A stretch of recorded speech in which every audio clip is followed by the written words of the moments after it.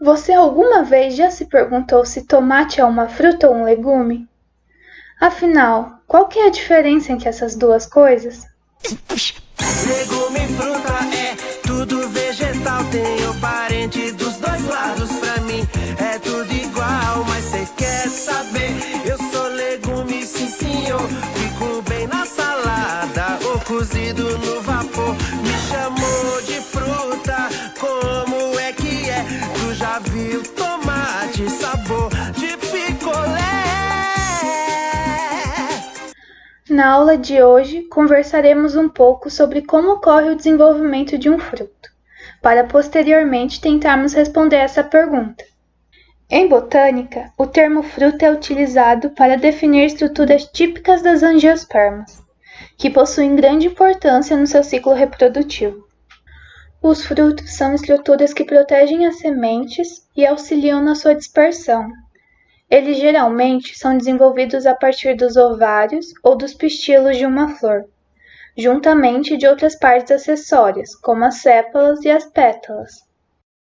As partes acessórias seriam órgãos que estão anexados aos frutos, porém não necessariamente são derivadas diretamente do ovário. Um fruto é constituído de basicamente duas partes principais, a semente e também as camadas que ficam em volta dela, a protegendo. Esta que é chamada de pericárpio.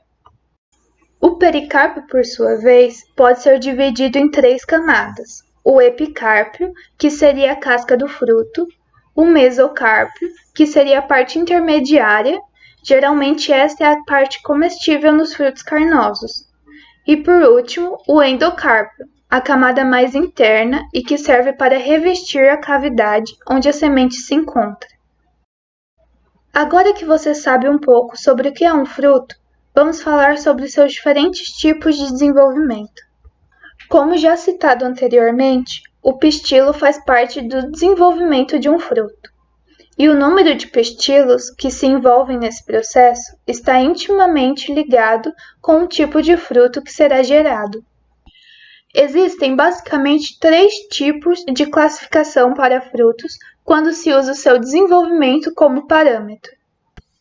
A primeira classificação seria de desenvolvimento simples, onde o fruto é derivado de um único pistilo, de uma única flor. Um bom exemplo aqui seria a clássica goiaba. Já no desenvolvimento agregado, o fruto é originado por vários pistilos de uma única flor. Temos um morango como um bom representante desse grupo. E por último, porém não menos importante, temos o desenvolvimento múltiplo.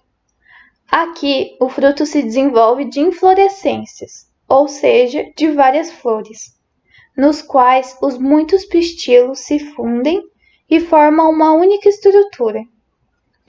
Um exemplo clássico a ser dado aqui é o do abacaxi. Além disso tudo, esses frutos também podem ser classificados entre carnosos e secos.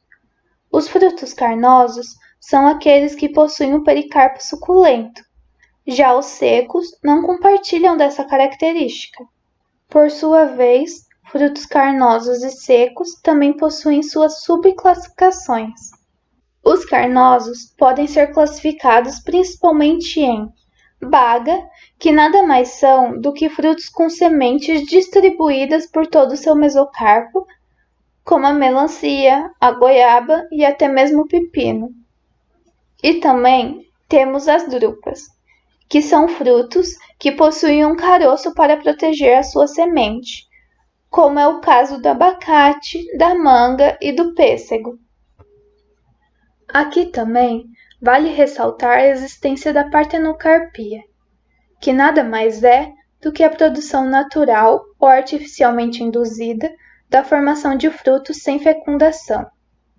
Esse método faz com que os frutos selecionados raramente se desenvolvam com a presença de sementes, e é daí que são originadas as uvas e as melancias sem sementes, por exemplo.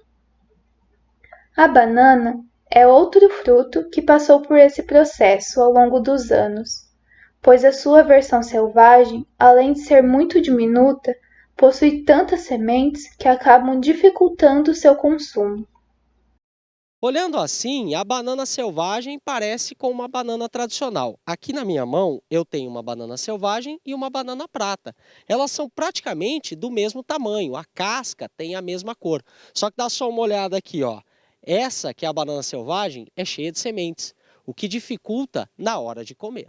Já os frutos secos podem ser classificados em indehiscentes, que são aqueles que não se abrem depois de um certo tempo para que haja dispersão das sementes, como por exemplo a noz.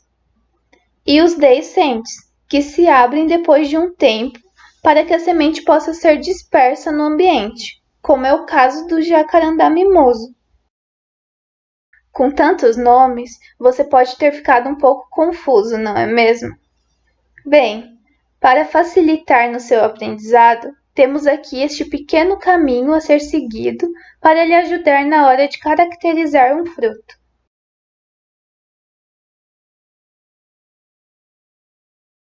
Depois de toda essa explicação, você pode estar pensando que o tomate é um fruto simples, carnoso e baga, certo? O seu pensamento está correto, porém ele não responde se o tomate é uma fruta ou um legume. Muito bem, o tomate é sim um fruto, mas não necessariamente é uma fruta. Isso acontece porque fruto é um termo botânico para estruturas que protegem as sementes. Já fruta é um termo popular, dado aos frutos doces e comestíveis. Isso mesmo, toda fruta é um fruto, mas nem todo fruto é uma fruta. E é por causa dessa definição de fruta que frutos ditos salgados, como milho, pepino, berinjela e abobrinha, acabam por ser considerados legumes.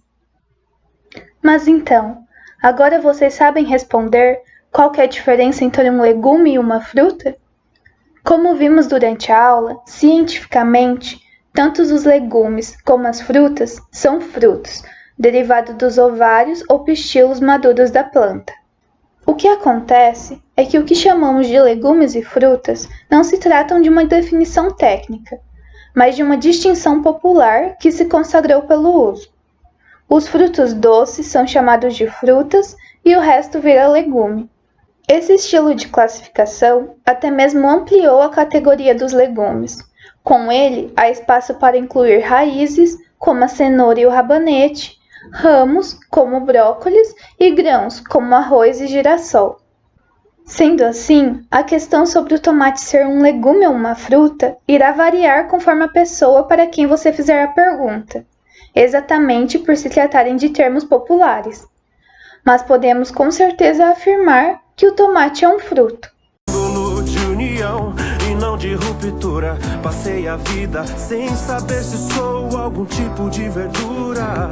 Quando na verdade tudo que eu queria, quando na verdade tudo que eu queria era ser um tomate.